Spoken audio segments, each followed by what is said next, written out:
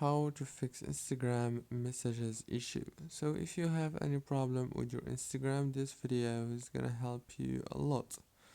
So first thing you want to do is go to the settings, go to the apps,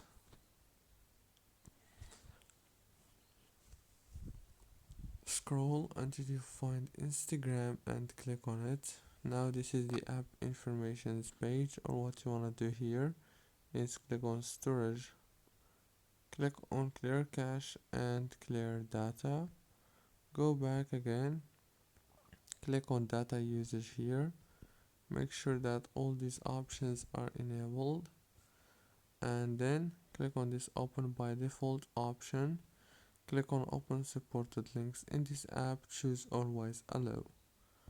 After that, click on this force stop here and restart your phone. If the problem is not solved yet, then go to the Play Store, search for Instagram and update.